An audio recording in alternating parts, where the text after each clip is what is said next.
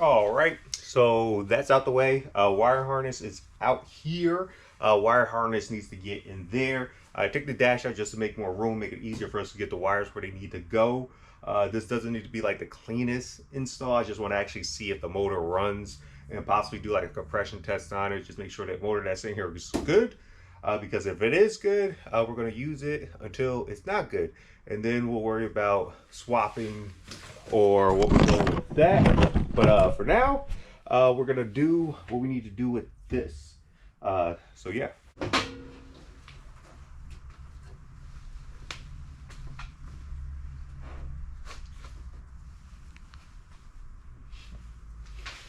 I was about to say wires are missing because I didn't see a connector for the computer, ECU, PCM, whatever you want to call it.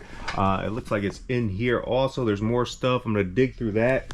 On the wire harness that I do have out, it appears that it's like a double harness. I know they probably have to merge it for the swap, of course, but that looks like to me a connector for either starter or the alternator. We do have a couple labels. ABS side, ABS would be over here. Front under chassis harness. Says 98. Let me pull out the rest of the wires that I have back here without causing damage or breaking anything. Yeah. All right, so I believe found the correct wiring harness in here, at least for connectors for our computer. ECM right there. I thought it was this bottom one. It's not that one, it's this top one by the connectors right there. That is our part number that we have on that one versus that one. And of course it's a merged wire, so things are taped up, things are missing. I just need to figure out connecting the dots and figuring out where everything needs to go. Once we do that, we should be good. It's definitely going to be a feat. It kind of seems like it might be even easier just to kind of just rewire this whole thing. But we're going to throw this on here and see if we could get everything plugged in. And it would be nice if things were labeled, which they're not. So you can only just guess where things go based off where the computer goes. So I'm going to start from there, working my way under. Computers usually live like right there against the floorboard. There's a hole through the firewall for it to go through there. So we're going to start here, and I'm believing this should probably go through the firewall, and these will be like on the interior side, but we shall see. Also, there's another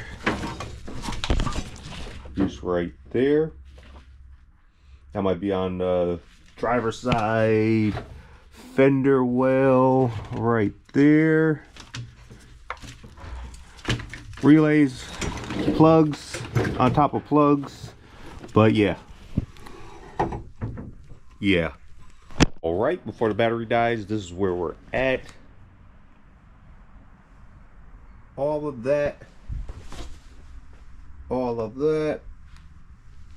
Connectors going to the tail lights. The grounds are somewhat haphazardly in place. They're not always secure. Just put them in. I found the grounds coming off the wires. Grounds that are not secured all the way will produce heat. We're just doing this just so we get like a little test to see if this actually runs. Found out this ECU, ECM, whatever you want to call it, is out of a WRX. So we have that in place. Everything is wired to the spots that are supposed to go, except for like there's a few connectors where I believe it's just when they were doing the splice and everything like that. There's just stuff that wasn't used from the older vehicle, from a newer vehicle to an older vehicle. There's things like the power window, control modular, stuff like that that's not in here. But we're gonna see even if the hazard light actually works. The one connector that I didn't connect, there's like a oxygen sensor on the bottom that's not connected. They have it zip tied. I don't really feel like crawling under it to get to that. Like, it will run. Check engine light most likely will pop up. We shall see. But for under the hood, oh, and I did make space back there. Still work in progress, but it's something's better than nothing. It's just giving me a little bit more room, trying to get everything or a majority of stuff pushed away from the side so I can try to get the car centered. As you can see, this car is centered. This one isn't centered yet.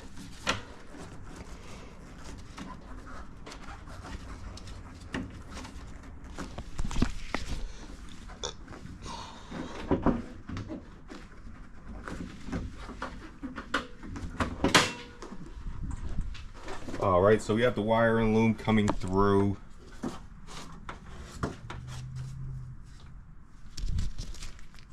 Through there, I do have an oxygen sensor hooked up to the one on the manifold.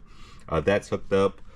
We do have mass airflow that's not connected, and the dirt inside of it tells me, or tells me like it wasn't in place or wasn't connected. They come with this pairing intake where it's blocked off. So I don't know, like the tune. Supposedly they said there's a tune on it. I'm not too sure. We'll see if it runs without that. It should run without that. There's different things that like I'm not really too happy with. There's stuff that's blocked off. I don't quite know where everything goes. I just make sure like everything's out of the way of the belts and stuff like that. Connected that. For our fuel, it seems like the fuel return line is not connected. I will need to get some holes to throw in there.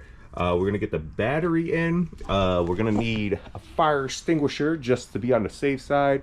I do have one sitting over there. I'm gonna get it a little closer this way, but we need to get that hooked up because we don't want return fuel spraying the motor. I don't plan on running it long because the radiator isn't intact or isn't installed. So we can run it, but we just don't want to run it long enough where it gets hot and causes any issues.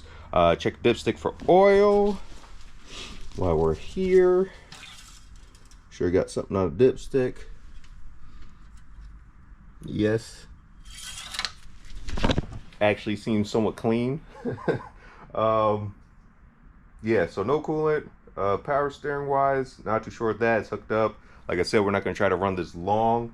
But right now, I'm just going to throw the battery in. Stick the key in. At least check to see if like lights turn on. Because even just like the wiring is a little sus. Stuff is connected to stuff, but like I don't necessarily know where it goes. And ground wise, double check your grounds. Like I didn't do the best job of double checking for ground. I was actually somewhat comparing like this motor, like the placement where things are. Of course this is different. This is drive-by wire, this is drive-by cable. So there's differences, but just like the routing of lines, like our fuel lines right there, there's a return on that, not on the other one. Layout somewhat similar. There's like the routing of like hoses for the turbo variances that are somewhat similar. Questionable stuff, silicone holding the blow-off valve or air bypass valve or whatever you want to call that. But enough yapping. I have a battery. It's charged. We're going to throw that in. Cross your fingers and we're going to send it. We're going to see what happens. So, yeah.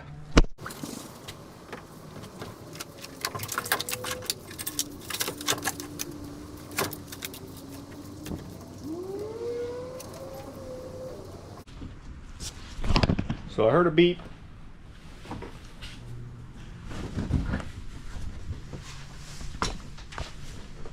Kind of curious. Where is it?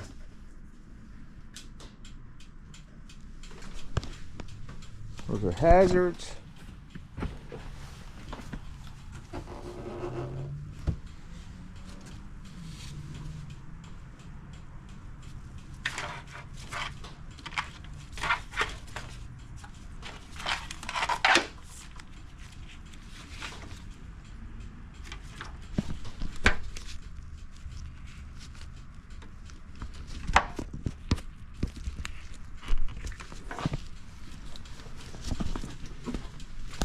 So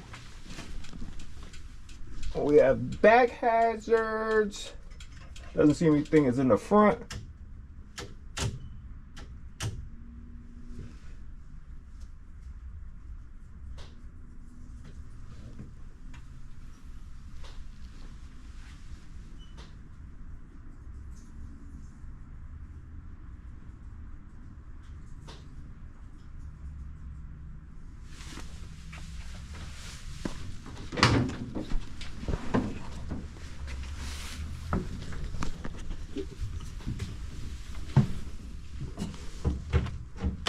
We have brake lights.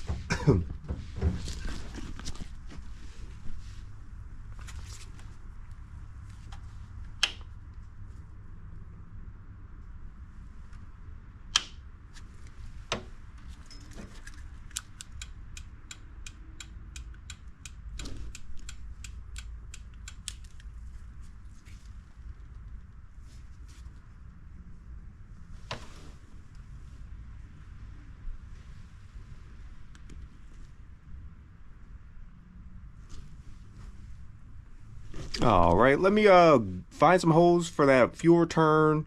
We'll find some holes for that, and then I'm going to at least see if we can hear the fuel pump running. And actually, I could probably even just test to see, like, that should be the fuel return, but we'll see.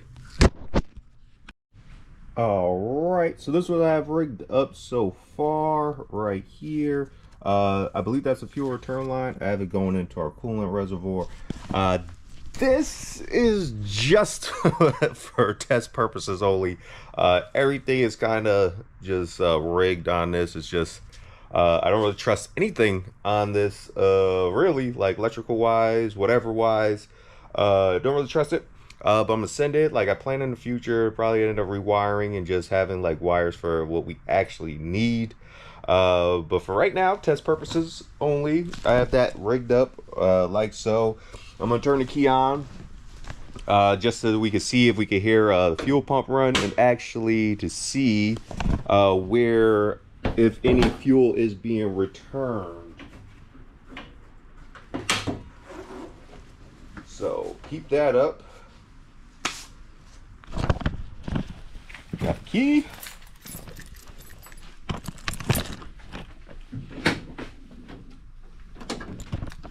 Forgive the lighting.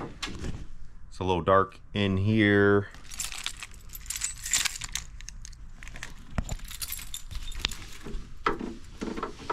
Sure. I don't even really need to be in there. We can reach over like so. I know it's a little dark.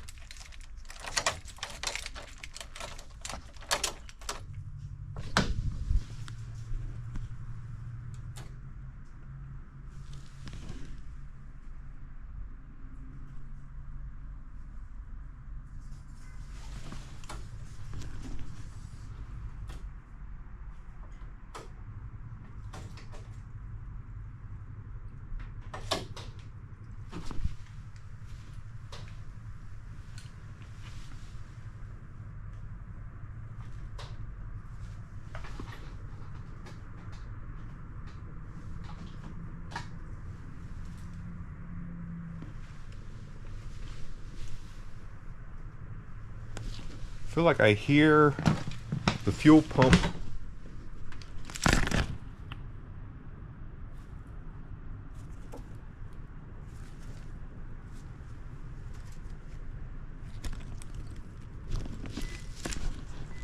I hear something going. I don't know. We're about to turn the key.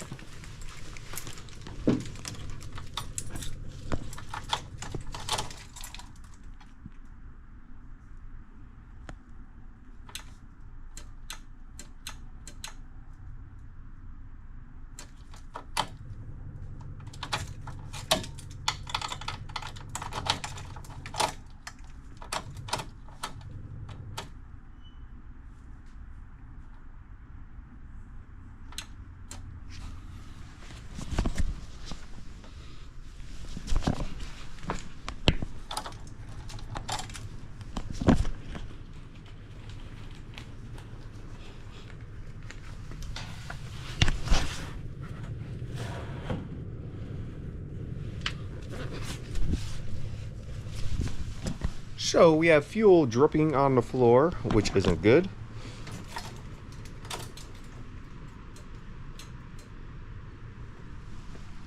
Not good at all.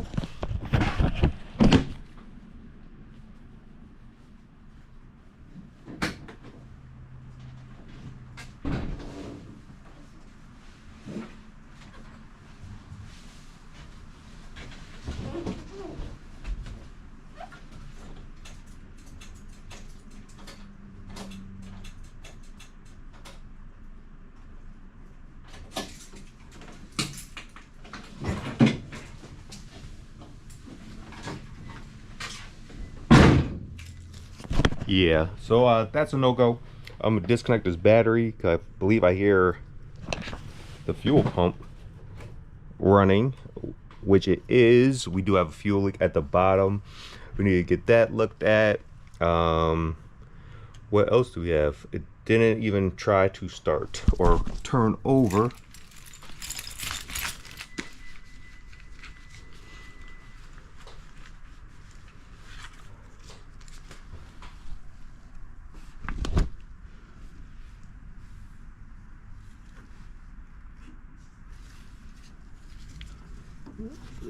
Starter.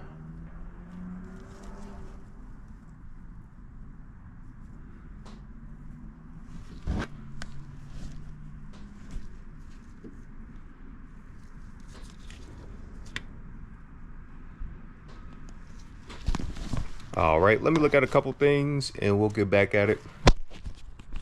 Okay, so we're kind of trial and erroring things right now. There was a wire that was going down. I checked the starter because I was turning the switch for the to start. Nothing happened. There's like a starter relay, like something's supposed to activate. You need power, you need ground, and you need something to tell the starter to start. So I believe I found that. As you can see, we have that wire lead going onto our starter right now, going around right here. So let's give it another go. And of course, we still got that fuel leak. Like I said, do not take chances like I'm taking chances right now. Be better than me. Where's the key?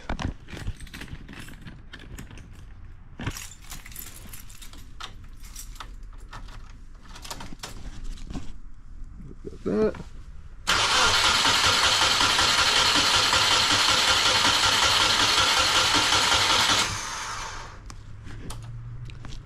So at least it turns over.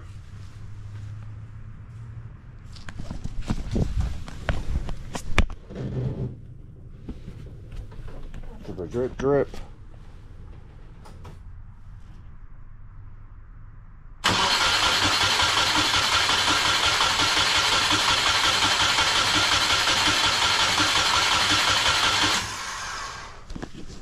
So at least we can say it turns over, which is a good sign. Doesn't sound crazy. We could do a compression test. I'm very curious. We do have some plugs. I'm gonna keep. I could check some more plugs. There's like a plug on the other side. Look like it might be. Check the injectors. You need air. You need spark. You need compression. So. And then it also has been sitting for a while, so fuel wise might not be the greatest, and fuel getting in there right now is definitely questionable also with the fuel filter and everything else.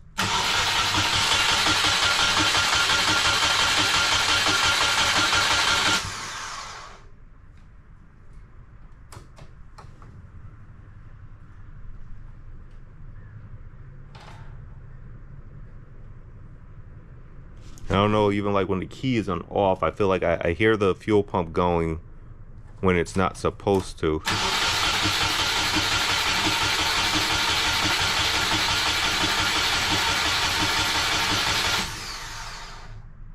It's like it's reversed. Like you hear it right now. Not supposed to be on. Doing it. But then you turn it on right there.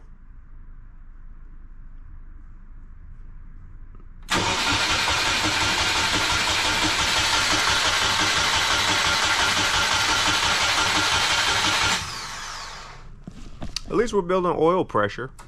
So that's a good thing because it's been sitting.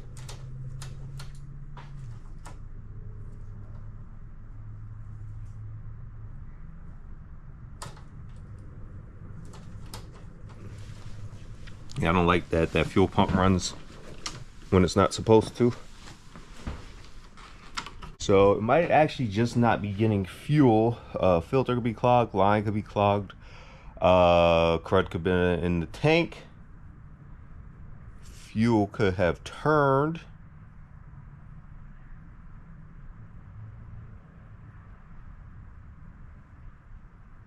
Yeah, let me think on it. Yeah. All right, so I'm about to call it for the day, but I think I found the problem. I took off the fuel hose right here and just fed it into there just to see if we're actually getting fuel to the motor. So we are getting fuel to the motor. We're just getting fuel to the motor at the wrong time. And some odd reason, I'll show you, like you have it off,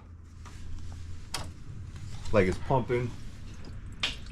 But then if you flick this right here, this park switch right here, it cuts off the fuel pump, which is kind of weird.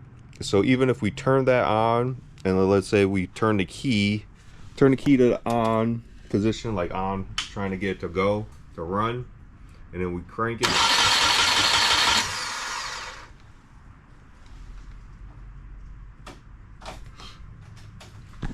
Kind of weird, we're just not getting fuel at the right time. So I have to figure out that, and that's just kind of when you're dealing with like just wiring and other people's wiring specifically. Like right now it's pumping.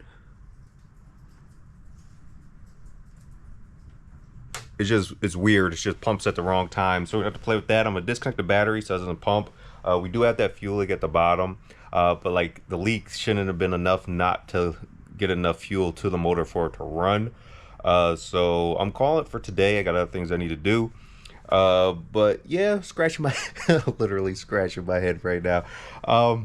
We just have to figure that out. If anything, we just need to, I don't know, reverse the wiring on it, or I don't know why it wants to run when it doesn't need to run. So that's like the only issue. So just it's a wiring thing, and also that it's going through the park, which makes me believe maybe a plug is plugged into something that's not supposed to be plugged into, or what. But yeah, so it should run. It sounds pretty healthy, like when it's turning over.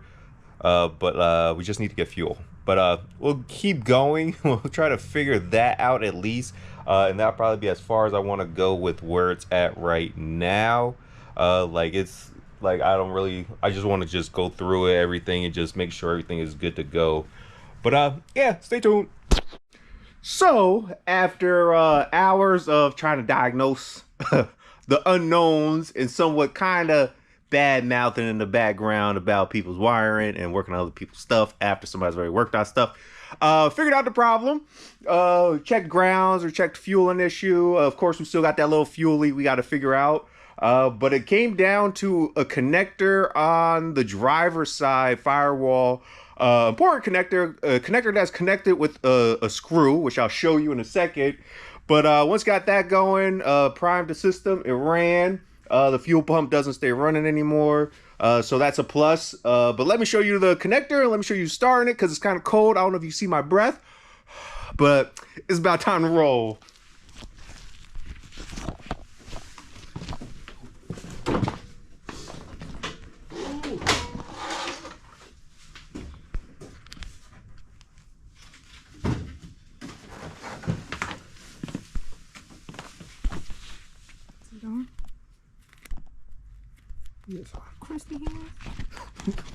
So the connector question was this one.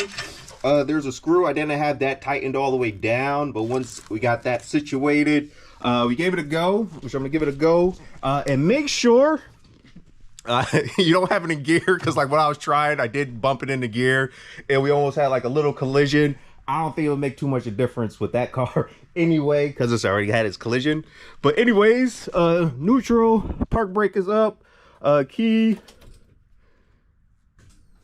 you everything triggering, the fans doing their run. Make sure we don't have, woo, cut my finger a little bit. But anyways, it runs, it's alive. I'm pleased, I'm happy. I don't gotta push this thing onto wherever I gotta push it onto. Sounds healthy. Mission complete. I don't know how well it like actually drives, but it starts and it should be able to push itself onto a trailer. So thank you. This is a little update, some progress. I'm happy I can sleep good tonight knowing that this is a little dirty. off the checklist. But anyways, thank you for checking it out. I'll see you on the next one. Peace, EJ.